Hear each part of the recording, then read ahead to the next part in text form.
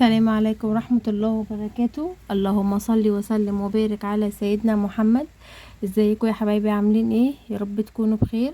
النهاردة بقى معانا فيديو جديد. اللي ما اشتركش في القناة ينزل يشترك ويفعل زر الجرس عشان يجيله اشعار بكل فيديو جديد بنزله، واهم حاجة اللايك يا بنات.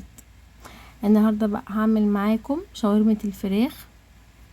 مكوناتها بقى فلفل وطماطم وبصل والبهارات بابريكا وشطة فلفل اسمر وكمون وبهارات فراخ وملح وبصل بودر وتوم بودر. هنا بقى معايا البانيه بقى كنت مقطعه حتت صغيرة، و3 معالق خل ومعلقتين صلصة، يعني هما شوية خل صغيرين يعني، بس لازم يعني الخل. بس هنا بقى جبت طاسة حطيتها على النار وحطيت عليها شوية زيت ونزلت بالبصل. تقعدي تقلبي كده لحد ما يديك اللون البني الفاتح كده، ما تسيبوش طبعا عشان ما يتحرقش منك، فتقعدي تقلبي كده تقلبتين كده حلوين لحد ما يديك اللون ده زي ما انتي شايفة كده. بعد كده بقى بتنزلي بالفراخ، تدي برضو تقلبتين حلوين لحد ما تحسي ان لون الفراخ غير كده. طبعا هو بيغير معاكي على طول، يعني مش بيغيب يعني على طول. اصلا هي الشاورما بتبقى سريعه يعني. كانت عايزه اقولك يا بنات كانت طعمها تحفه بجد والله، مش عشان انا اللي عاملاها يعني، بجد جربوا الطريقه دي هتعجبكم جدا. نزلت بقى معايا هنا بمعلقتين الصلصه، قلبتها بقى كويس عشان الصلصه تيجي في كل المكونات اللي يعني تيجي بقى في كل اللي في الطاسه. تقلبي تقلبتين حلوين كده.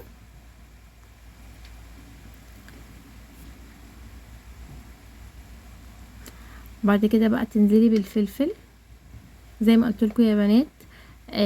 اللي عايز يحط فلفل الوان طبعا عادي، يبقى طبعا شكله وطعمه برضه هيبقى حلو. بس انا يعني هنا كان عندي فلفل اخضر فحطيت الفلفل اخضر بس. بعد كده بقى نزلت بالطماطم،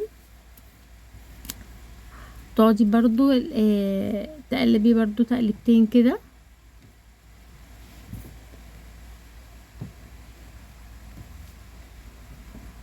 عايزه اقول لكم يا بنات ان الاكله دي كفت عندنا كان ساعتها 4 افراد، يعني بجد موفره، يعني انا ما كنتش حاطه بانيه كتير يعني.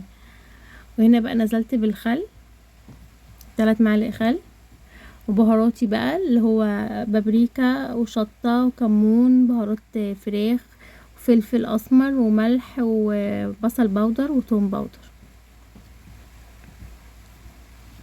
يعني زي ما قلت لكم يا بنات بجد الاكله دي هتاكل عدد كويس، وبرده مش هتبقى مكلفه جامد. يعني انت ممكن يكون معاكي عندك 3 أو 4 حتت بانيه تعرفي تعملي طبق محترم وهتاكلوا وتشبعوا. هنا بقى كنت رجعتها على العين اللي ورا ووطيت خالص بقى عليها. وهنا بقى كنت حاطه بطاطس على النار.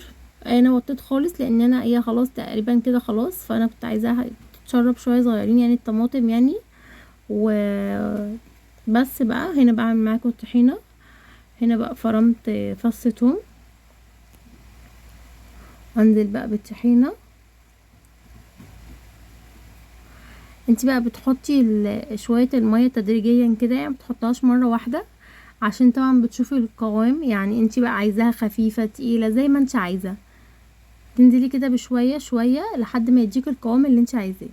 انا هنا بقى نزلت بشويه ميه صغيرين، اقعد بقى اقلب. احتجت انا بحط تاني، يعني هنا احتجت حطيت شويه، اقعد بقى اقلبها كويس.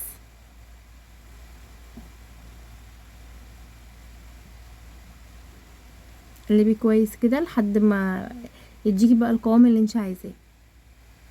انا هنا بقى هنزل برضو بشويه ميه صغيرين تاني عشان هنا بالنسبه لي كانت تقيله شويه، انا كنت عايزاها اخف.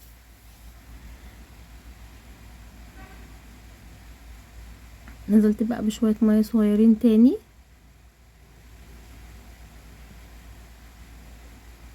قعدت بقى اقلب فيها لحد بقى ما ادتني بقى القوام ده زي ما انتوا شايفين كده.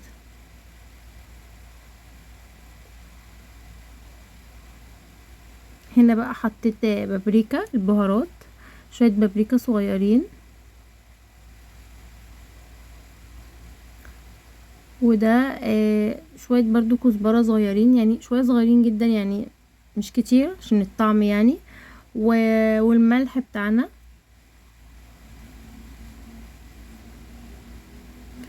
وبتحطي برضو شوية شطة صغيرين، وشوية كمون صغيرين.